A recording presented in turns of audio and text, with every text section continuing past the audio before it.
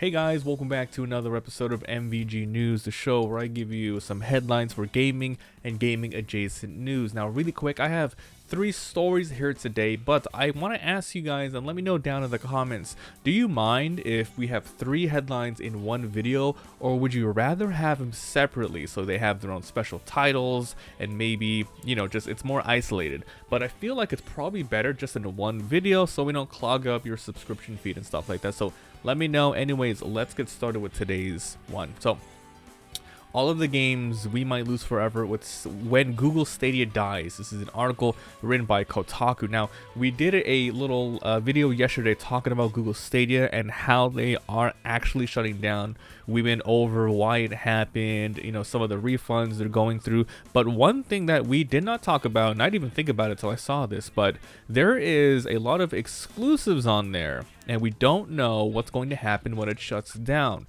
Now, I predict that, hey, hopefully, you know, the contract will be null and void, and they'll be able to, whether it be indie or AAA, they can go to any platform they want and they can throw their games here. But here are some of the games that, you know, are currently on there, so let's check it out. So they say earlier today, Google confirmed the shutting down of Stadia, short-lived, they don't get ported to other platforms. But yeah, here we go. So the thing with this is, I am not sure because it's a cloud streaming service. I don't know if there's any way currently, let's say if Stadia was up for like another year, if there's any way for people to grab those games, download it, and essentially upload it for preservation, you know, pirate it. I am not against pirating old school emulation games in order to preserve them. For example, the DS store went down. A lot of people went there, and well, a lot of people went over there, downloaded it all, uploaded it for the internet, so you can always see what it's there. You have videos, they have let's plays, but it's really important to have those real copies that people can download and play. So here we go. It launched in late 2019. Yikes. The search company had let's open this up a little bit. Yeah. Utilized features, Stadia exclusives, and with today's sudden news, it's shutting down in January. True. Okay, so let's look at some of the games here. Hello Engineer. Oh, this is a well-known like little franchise, you know, Hello Neighbor and stuff. I never heard about Hello Engineer though. I wonder what this one was. Multiplayer machinery construction game. Ah, okay. So this is the newest exclusive, released a little bit last year. Pixel Junk Raiders. March 1st, 2021. Never heard of this one. Third-person roguelike action game. Oh, let's take a little peek at this, shall we? Let's take a little peek at this one, huh? Ah, so this was only on Stadia. Hey, this reminds me of like, what's that one game? That one from 2D to 3D. This one looks actually pretty cool. I'd play that. Next is Outcasters. It's a top-down online multiplayer combat game. Another exclusive that hopefully we can find it on another platform soon. Interesting. Pac-Man Mega Tunnel Battle. Oh yeah, might as well look at these, huh? Is this a multiplayer game? Chomp and win. Up to 64 players can play together. You're telling me? I wonder if there was, if this is like truly at the moment Stadia exclusive. I wonder how many people actually played this. Like a full room of 64 if they, you know, had to. Guilt cinematic launch trailer. This is a third-person horror game starring a young girl, and it's considered by many Stadia fans to be the best exclusive game. Oh, really? To be honest, unfortunately, I've never heard of this game. I like how it looks. It's cartoony, but the animation there is pretty good. Look at the models. Well detailed, a little bit cartoony. But it looks like a, you know, it looks like a high quality game. Dang.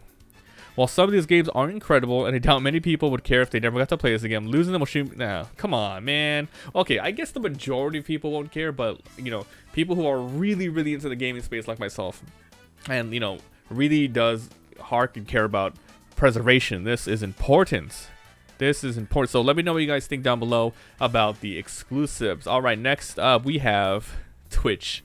Now, they came out with something today, and I did see this. People are making fun of it all over the place, but essentially they have added something called elevated chat. Now, TLDR, right? This is super chat from YouTube, where you pay money, and then all of a sudden your chat will be your message will be on top of the screen for a certain amount of time that everyone can see. They already had something like that, but I guess they're reworking it, so it's much more easier for them to use. Let's go over the article first. For a limited time, in a limited channels. They say we're limited. We're testing. They're testing it. So obviously it works. but they're testing to see if people are going to do this and they make money off of it. If it doesn't make money, they're not going to use it, because right now Twitch is not making money whatsoever, and we know that because last week they announced that partners are no longer getting the gigantic great deal that they're getting. You know, they're getting 50-50 now instead of like 70-40 or 70-30. And it sucks. But yeah, they're like, we need more money. Let's keep rolling out everything we had in beta so we can see what we know what works. Alright, so look, yeah, pretty much 5 tiers of monetary support. Look at this. $5 for 30 seconds, $100 for 2.5 minutes for it to stay on the screen so they can get the attention of all the chatters, so they can get the attention of the, you know, of the streamers. And you know what? I think these, it might work in some cases. Elevated chat. Creators receive 30, oh, look at this. Creators receive 30/70 of elevated chat after taxes and fees. Streamer eligibility. If you see it, you're going to see that there. Revenue generated will show in the experiment area, so it's going to be in the experiment area. Creators will be informed of the elevated chat with their activity feed. Okay, so this is a new thing they're going to see. Boom, elevated. Do you remember? And then they're going to show it. Yeah, so this is how it's going to look. And they're going to have a little timer. So yes, they pretty much took this straight from YouTube Superchat. Like, it is exactly the same. Who knows? Maybe they got some insider stuff from YouTube that people are actually using this and it's working, so that's why they're using that themselves. I mean, it just makes sense. Purchasing elevated chat. Combine send. If no queue exists, there'll be elevator right. So there's a queue. Dang, dude. I wonder if they're gonna have, like, you know, because there's tiers of it, right? Are they gonna prioritize people who paid more to bump them up? Imagine a stream where you pay $100, but then other people pay $100. So you have to wait for your time in queue. It's like freaking Disney, like you know, Fast Pass or something. Ugh, this is stupid and gross. And I really don't know if people are going to be using this on Twitch, because the you know, people are just donating straight out TTS. You know, text to speech. It happens right away.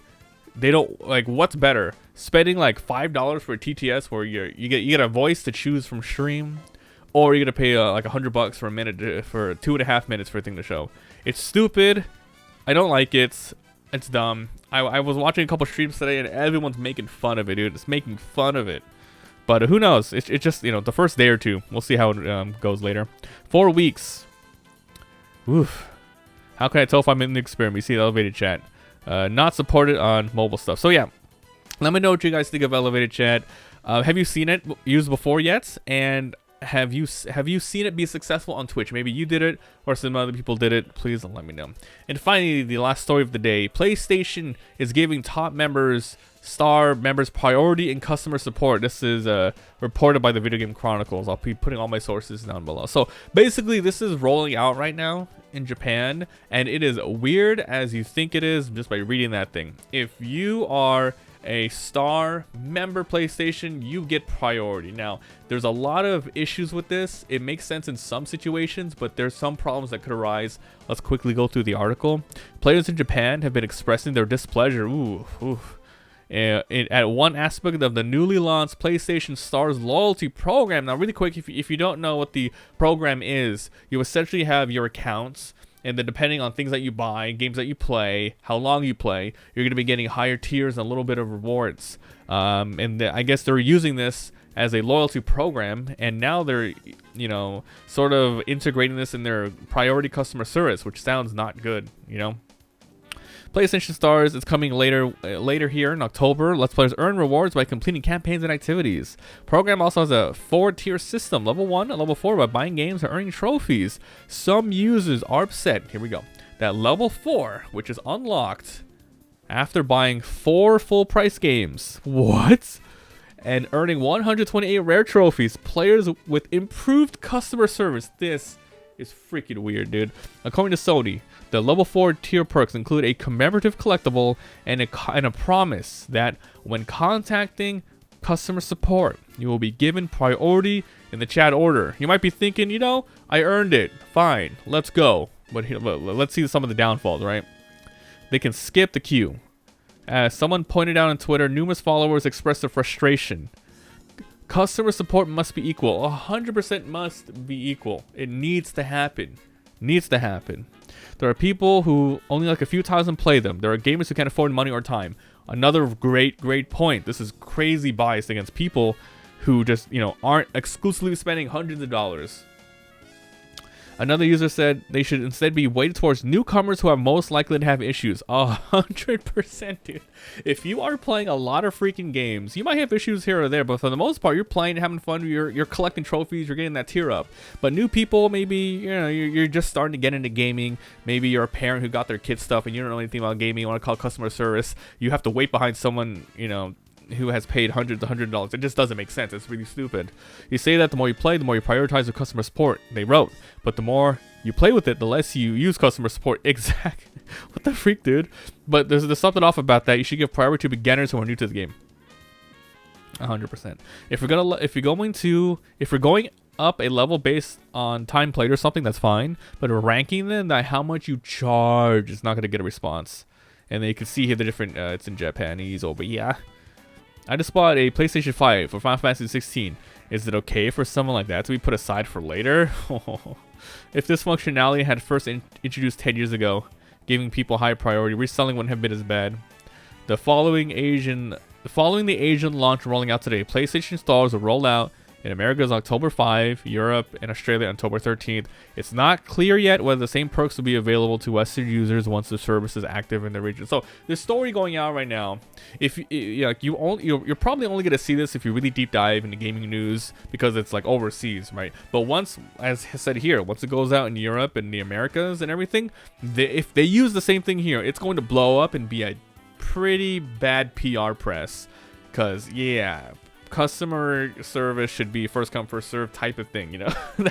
Not if you paid more, not if you played more. What the hell is this? I've never seen any sort of company do this before. So let me know in the comments, what do you guys think about this? Maybe it's a good thing, maybe it's a bad thing, but I really want to know your opinion. So that's it for today's news. We got the Google Stadia exclusives, Twitch's elevated chats, and PlayStation giving the top star priority to the players, streamers, whatever. It's so freaking weird.